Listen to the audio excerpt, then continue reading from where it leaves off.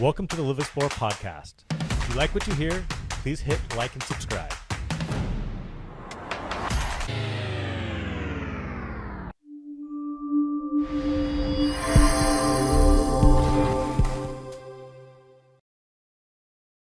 Hey, I'm here with Elece, Hempel, and Payne, talk about the first annual 3-on-3 basketball tournament here in Petaluma, also known as Rivertown Hoops.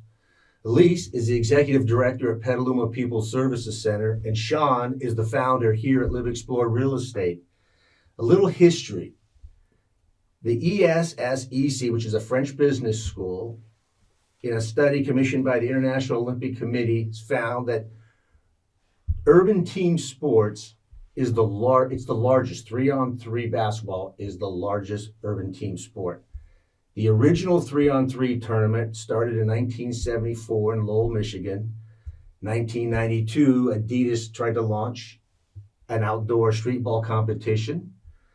And then the famous Hoop Fest started in 1989 at where? Spokane, Washington. There you go. We'll get back to Hoop Fest because it's a huge event.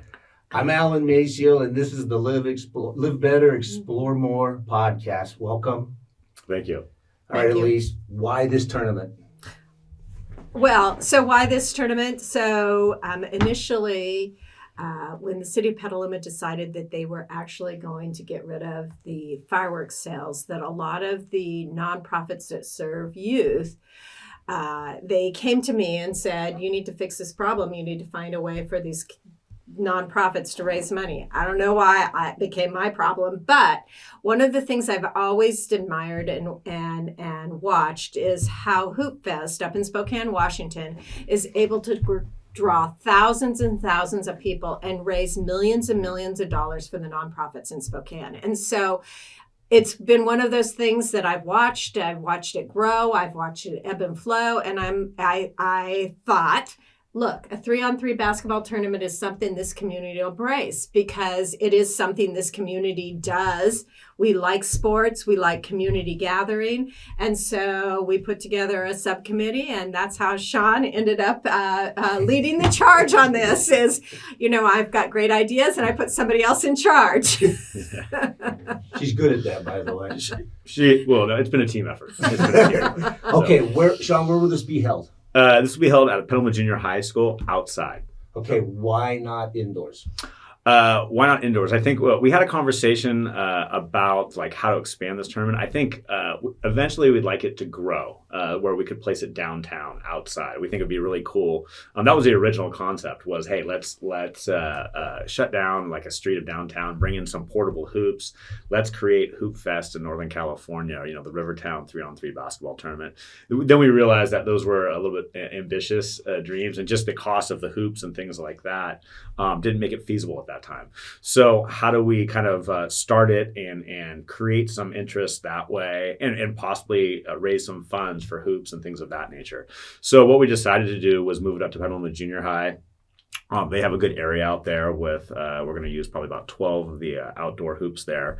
And it allows for other things. I think potentially may have some food trucks or something like that up there. So it's a good facility there, bathrooms and things like that. So it's a good starting point. Why outside, though, is that I think there's a need for everyone to get outside more. I mean, we had COVID where we were kind of pushed inside, and I just saw a need for people to be more active outside. Certainly don't want to get political, but I think a catalyst for this was driving by hoops and seeing that the hoops were taken down from hoop courts during COVID, and that kind of set me off at that point because I just felt kids were home and they needed activities, and that was such a good activity. But here's the thing: is that kids don't know 3-on-3. It's such a great way to learn the game. It's really an awesome game, and it's not taught today. And it's unfortunate because kids today, as parents, and I have a 9-year-old boy and an 11-year-old girl, we set up all their play dates for them. We set up all their activities. And I wanted to teach a basketball activity that they could go back out on their own and organize themselves and play themselves. And two, I think that as adults, coaching in sports leagues you certainly saw when we came back from COVID that it was almost like people didn't know how to interact with each other, specifically youth. And so, again, I wanted to take the adults and the parents out of the equation where kids can just play in an activity and learn to like conflict resolution on their own. And I think that like sports and 3-on-3 is such a good activity that way. And from a basketball coach's perspective too, there's less people on the court. So when you're playing 3-on-3, you get more shots up. It also like isolates you where like all of your fundamentals, you have to be more fundamental. You have to use team concepts because you get exposed more. Because like you only have 3 people guarding the basket, playing a team concept rather than 5. So like from a standpoint of just learning the game, I think it's important, and just getting people out and figuring out kids to organize their own activities and figure out their own problems without us parents and adults messing everything up. So, Okay. And I think that that's key to what we plan to do. This is not the tournament is not going to have referees. The kids are going to work and call. I know, but the kids are going to learn. And yes, the first year it may be a little chaotic, but they're going to learn and they're going to know. And Hoop Fest, which draws thousands of people to play basketball, does not have referees. They have court monitors, but they do not have referees. And that's a component that 3-on-3 brings to the table. It's this opportunity for kids and young people to do conflict resolution. And one of the things that we see at PPSC, and one of the things that we keep raising up is there is not only the inability for our young people to deal with stress on their own, they don't know how to mediate. They don't know how to communicate and have conversation. And so on that court, they're going to learn those skills too. And again, the first year may be a little chaotic, but they're going to learn, and they're going to play in that tournament the first year, and they're going to start talking about it the next week about how they're going to put together their 3-on-3 teams. And then they're going to go out and they're going to start shooting hoops. And even if it doesn't have a net on it, they're going to start shooting at the rim, just so that they can start to have that interplay. Yeah, that's something that we had talked about. Like, if we can get kids playing more 3-on-3 basketball, here's a sport from like any economic background that you can get out and you can play better. You don't need a hoop to be better at basketball. You need like a little tiny area about like this in this room right here in a basketball, and you can dribble around and you can become better that way. So that hopefully this evolves into potentially like skills trainings and things like that for kids in the community. But here's a great like primer for kids to get involved in this activity. And I think that kind of we will have court monitors at certain age groups, at certain competitive levels. We may bring in a ref at that point, but really we want people to figure out how to interact with themselves in like fun but maybe stressful situations at times. Okay, so I'm going to jump ahead a little bit. So what are the divisions? Like, is it all going to be 6'5" guys or 5'5" women? Is there going to be a 6 foot and under? Is it going to be an age bracket? So for the adult side, I think we'll take them as they come and figure it out. We have, I should have brought the age brackets. I'm focused more on the youth. So for youth, we have 3, 4, 5, 6, 7, 8, 9, 10, 11, 12 are the age divisions that way. And, boys and girls divisions that way. We may have to make some adjustments depending on talent level and number of people per bracket and things like that. We're going to try to keep it as competitive as possible that way. So as far as the adult league, I think we're looking at 25 to 40 is the age bracket there. We may have a younger bracket too, depending on, if we get signups, but we have a 25 to 40 age bracket, and then potentially an older bracket too, from 40 on up. If we get the participant, if we get the participants that way. So is there an AARP division? Yeah. My focus really is more on the youth that way, because I just want to I think that if we focus on the youth, that the adult side will naturally grow. So that's where I really want to focus on, but we don't want to exclude anyone. And I know that one point we had this a few months back. We proposed to do this, and we certainly had adults interested. So I think it's a component we certainly can add to. So okay, so to put this tournament together, you got Petaluma Junior High, right? You don't have referees, but you'll need volunteers, I'm guessing. Like court monitors, are those going to be professionals from PPSC who are there to jump in the middle? No. So yes, we will need volunteers, and people can reach out to PPSC or even the cares at petalumapeople.org, and we'll connect you to Sean or Dustin and the committees that are all put together. We also need sponsors. We have some sponsors that have already signed up to be sponsors. They were sponsoring the giveaway, which is this very cool Camelback bottle with the Rivertown Hoop logo on it. But we will need additional people. The Kiwanis are going to help coordinate the food booth, so there will be food available.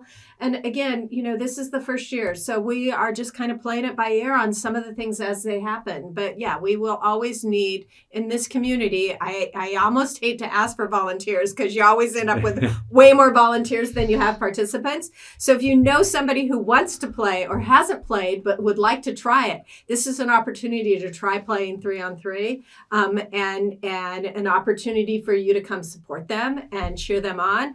And yeah, we will need some volunteers. Not everybody who shows up to volunteer may not get a volunteer opportunity, but there's always something for people to do.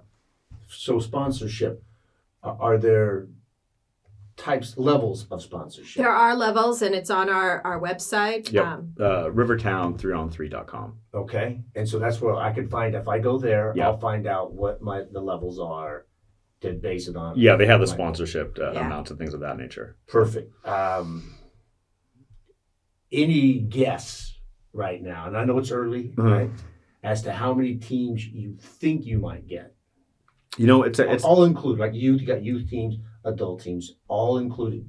I don't know. I mean, I think like what Elece and I we were just saying before this, that we're going to make this happen. Yeah. So it's going to go forward, and we're just going to adjust as the registrations come in. So I don't want to like say, hey, we're looking for this many X adult teams and things like that. I would like to have 5 to 6 teams per age group, because then we can have like a solid bracket. And another thing too, if we have more, that would be great, and we'll make things work. And if we have more, this isn't a tournament where it's just all about people that play basketball. Like if you have like a kid or someone that you think may like needs another activity, but they haven't played basketball before, please bring them on. We don't want just like people that currently are playing basketball. We want to expand it out to other people that way. So I mean, it's just we'll play it by ear, but we need about I would say 4 at the minimum, 5 or 6 would make a good bracket. More than that would be great, and then we can kind of figure things out talent-wise and stuff like that, and try to keep it as a good experience for everyone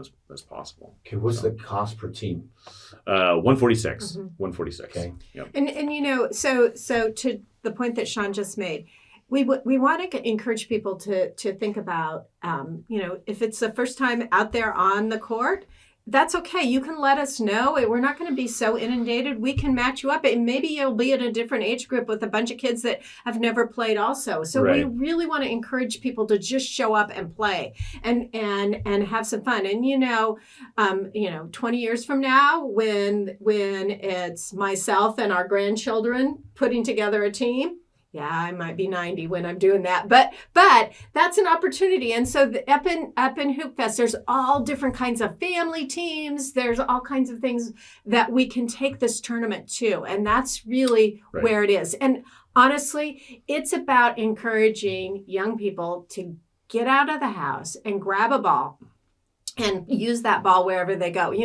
One of the things that happens is we build low-income housing for families in our community, and they put in these amazing little play structures for kids to up to age 6. But after that, there's nothing for them to do. And one of the things that I hope we get from Rivertown Hoops is that when developers are developing that, they say, wait, we need to put a basketball hoop in there so that the young people in our community know that they can just grab a hoop and go shoot.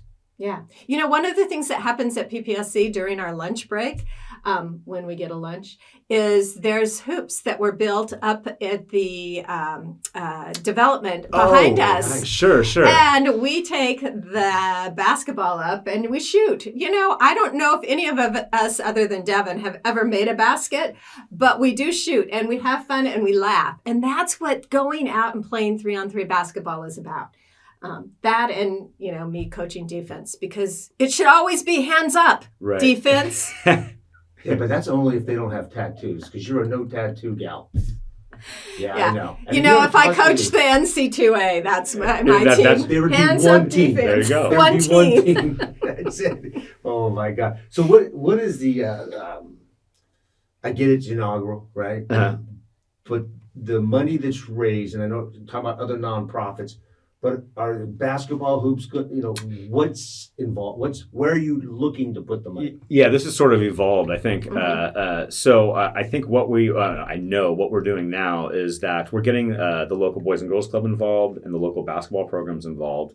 And then we would like to give a portion of the proceeds to both the Boys and Girls Club, I think specifically the sports program to keep kids playing, and then the local basketball programs, but also rehab local basketball hoops. So that way that the kids that aren't playing on a team still have opportunities within the community to go out and get better and get some exercise and some conflict resolution by playing and things of that nature. So Conflict resolution.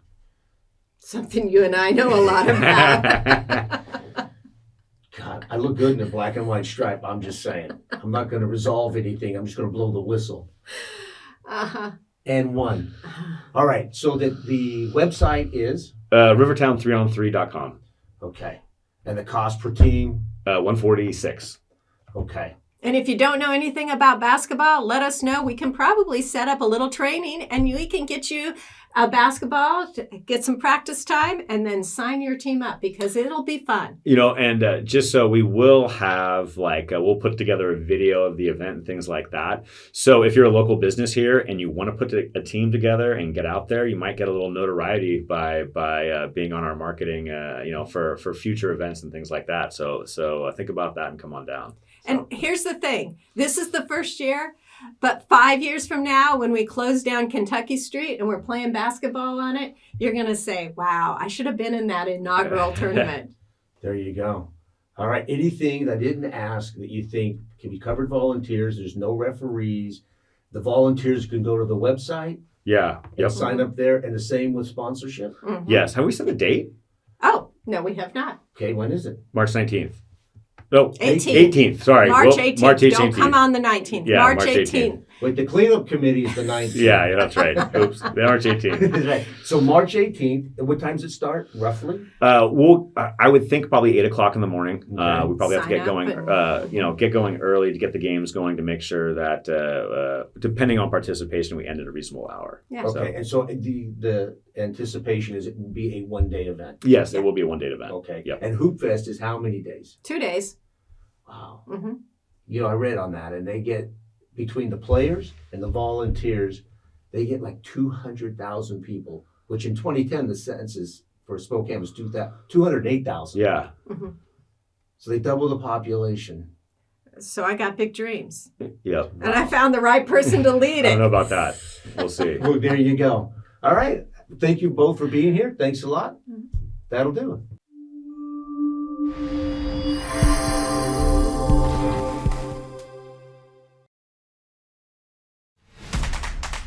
Welcome to the Live Explore podcast. If you like what you hear, please hit like and subscribe.